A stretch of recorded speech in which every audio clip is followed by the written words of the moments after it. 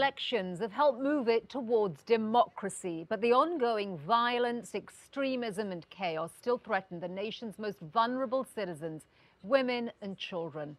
Amid this turmoil, many courageous Iraqis are striving to protect their human rights. Many women in Iraq cover their faces in public for cultural and religious reasons. But Noor has a different motive.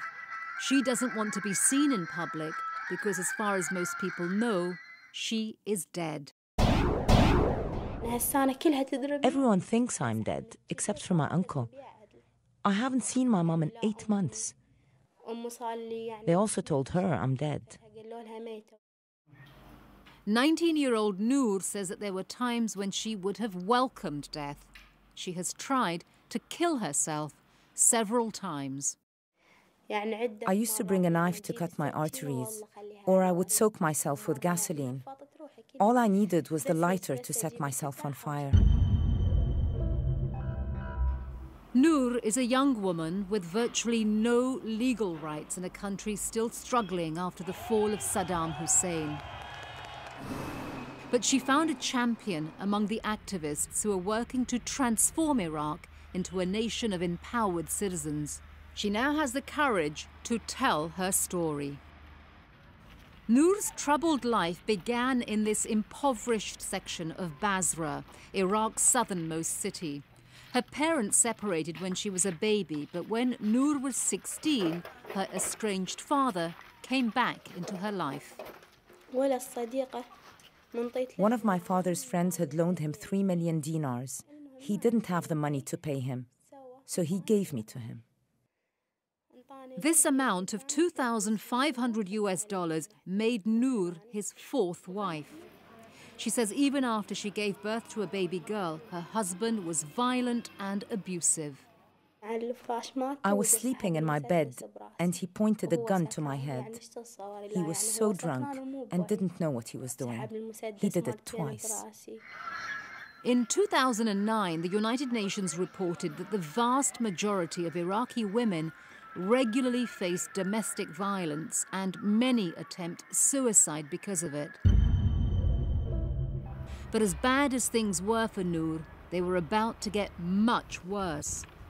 When her husband spotted an unfamiliar number on a mobile phone, he accused her of calling a male stranger. I kept swearing that nothing happened, but he didn't believe me. Noor's husband returned her to her father's house and vented his anger on her.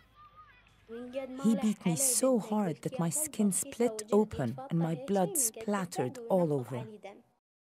Noor's father was prepared to execute her for dishonoring the family, but an uncle stepped in and pleaded for her life.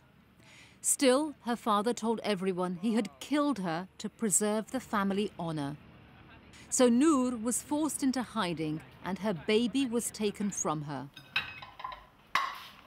At this, the darkest moment of her life, Noor had a stroke of luck. Her uncle found someone to take her in, Fatima El-Bahadli, a women's rights activist who opened her home and her heart to Noor. She is my daughter, and she will stay mine. Why are you crying? I want you to be strong. After so much pain, Noor finally feels loved and protected. I feel a mother's love. I haven't felt that for a very long time. Fatima advocates for Iraqi women to have a greater say in their lives, especially those who, like Noor, grew up in a conservative region of the country. There are practices of great oppression against women in those areas, so the women and children do not get educated. What's more, they have outdated traditions, such as tribal killings and revenge killings. As a result, women become victims. Fatima's mission is to help those women through her center, Al-Firdaus, which is supported by the United Nations Democracy Fund. We help women by providing educational and awareness programs that tell her that she has rights. Al-Firdaus fights for laws to protect the civil and religious rights of all Iraqi women and children. I have 10 cases of women who got married only according to Islamic rules, but not legally. They have children, but because the marriage is not registered, these children cannot get legal documents, so they can't go to school. Fatima Center is part of the Iraq Civil Action Network, or ICAN, a coalition that promotes democracy. Democracy in Iraq will take a long time and will require everyone's efforts. Wayi Al-Jibouli, an attorney, heads ICAN.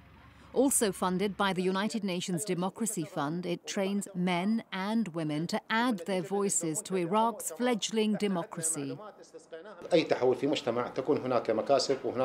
In any transition, there are some gains and losses. But in Iraq, there are more gains, because now we can express our opinions, establish institutions, organizations, and parties that used to be taboo.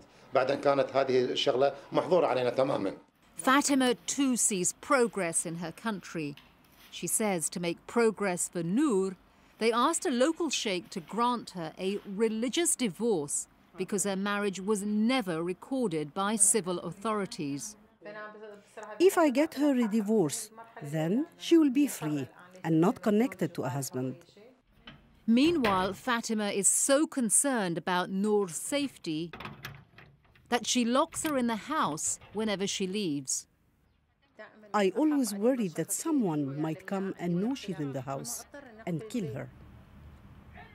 After several weeks of waiting, Fatima and Noor finally got the message that they had been hoping for.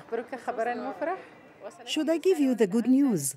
I just got a message from the sheikh telling me that soon Noor is getting the divorce papers.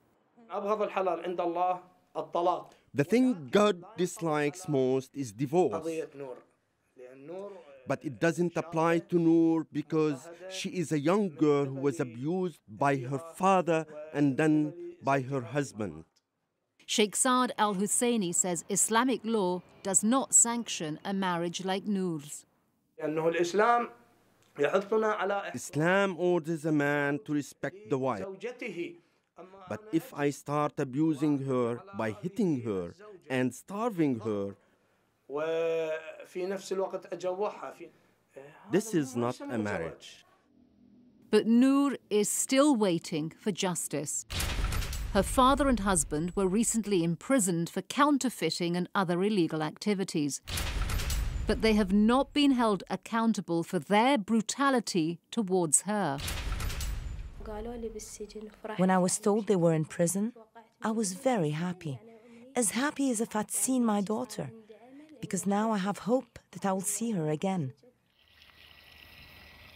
Noor also has hope that she can finally restart her life. Meanwhile, Fatima is one of thousands of activists who are fighting to transform Iraq into a country of laws and political participation, a democratic Iraq whose future is still being written.